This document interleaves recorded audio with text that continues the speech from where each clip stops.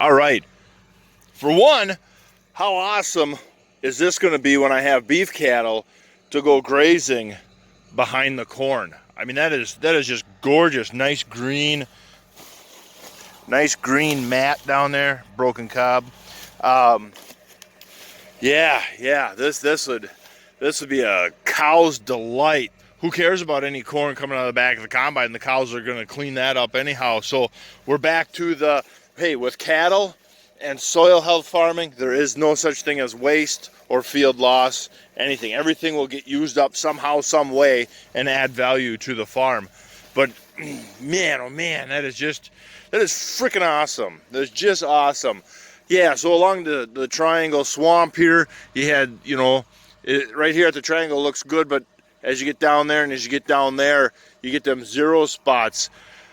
But it was awesome. I mean, you had this gorgeous looking stand, great yield. For a lot of it, to see a lot of 190 and 200s out here was not uncommon. If I took away the bad spots, the yield would have been 180, 190. While you're going down a good part of the row, or the, like this row standing, it's a good looking stand, the monitor's hardly going to go under 180, and it's going to be tickling the 190 to 200 the whole pass. But kind of frustrating that we have to be honest, and we have to combine the whole field because we planted the whole field. But anyhow, so yeah, the P and the K. Yep, I realize that we mined a little bit out of the soil, and that's okay. So cash flow wise, we need to look at that sucker. Cash flow wise, it's just busting. It's just it's split wide open. Cash flow wise, yeah, we need to replace that P and K, and that's a non-issue. Because that's in your budgets, Look at that root ball. This one got drug up. So you can see a little bit of compaction issues on how the roots run horizontal. And I guess that wouldn't surprise me a whole lot here. You got a lot of roots going straight down, but there are some on that bottom there that are going horizontal. With the moisture that we had this year, I can't see the roots going terribly deep anyhow. I wonder if I can. I'm going to have to get a shovel for him because he ain't coming out. With the moisture we had early on, I can see roots moving horizontal anyhow. Just because of the water, if it's water, they're not going to go down. And that's the problem with the soybeans, is that then when we hit that dry spot, the beans couldn't go down fast enough to get caught up with the dry. But man, oh man, this is just, look at all the worm. You got a mountain of worm castings all around this thing. That is awesome. Awesome. So how did it compare? The mess right here, this is where I accidentally had the planter still at soybean population. So it tried to plant 110,000 corn plants, and it made these tiny little ears that went through, a lot of them went through the stock rolls of the combine and just exploded corn all over the place. But it still made like 80 or 90 bushel.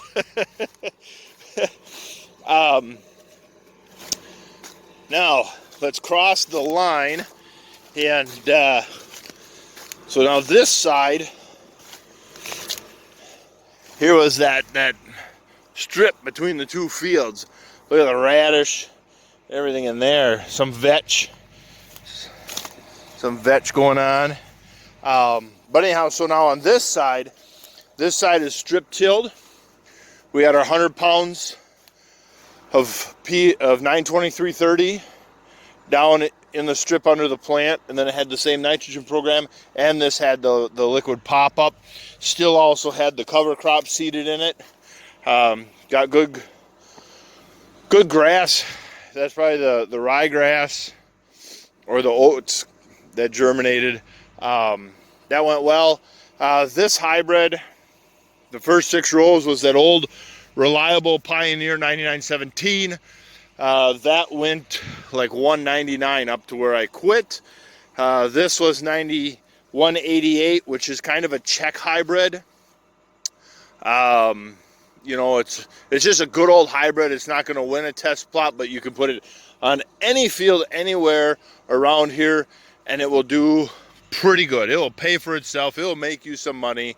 It's a workhorse, and it went 150 or 160, so quite a bit off of the 9917. But up on the hill, you know, we still have to get over the hill. That's the tough one.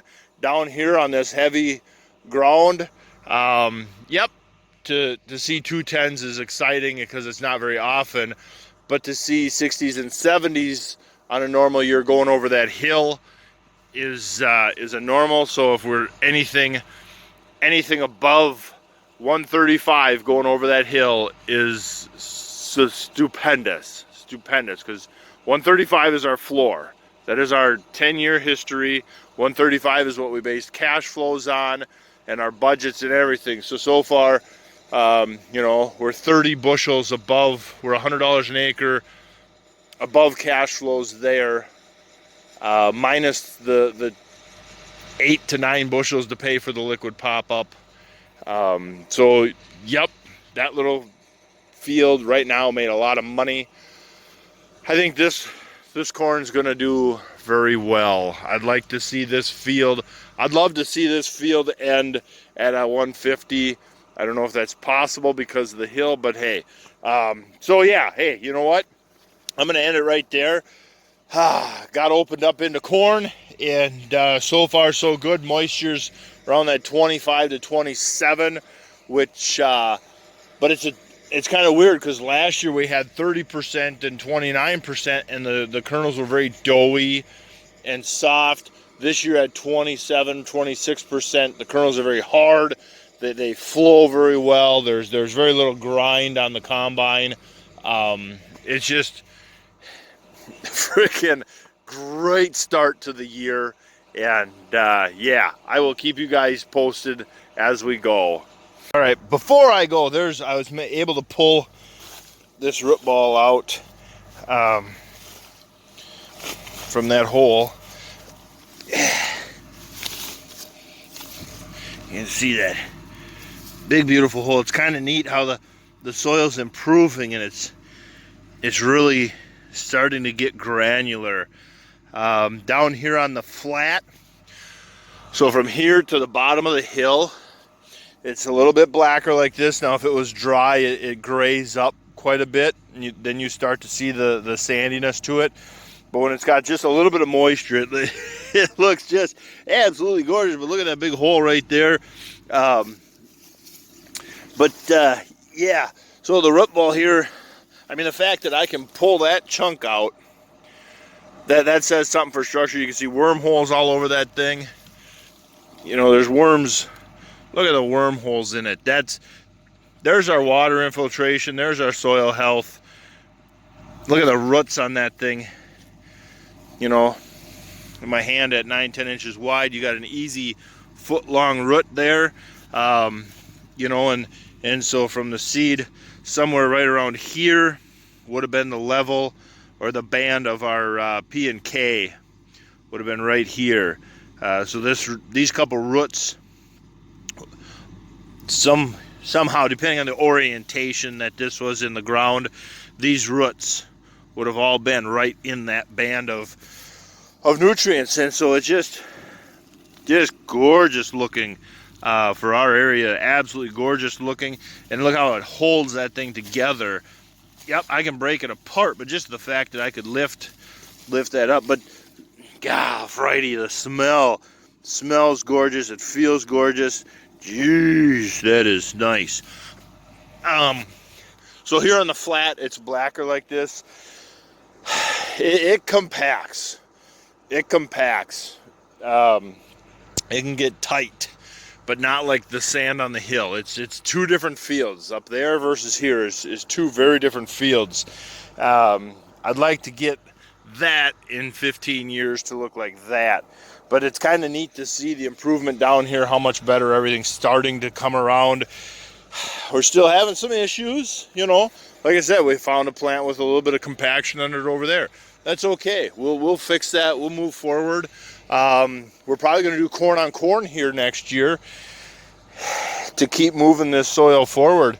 But yeah, that is. I just had to, before I let you go, I just had to shake that. Look at that root there.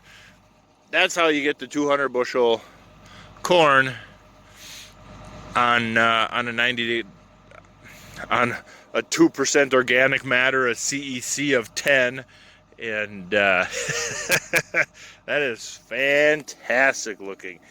That is fantastic looking. So yeah, all right guys, now I will let you go until the next update.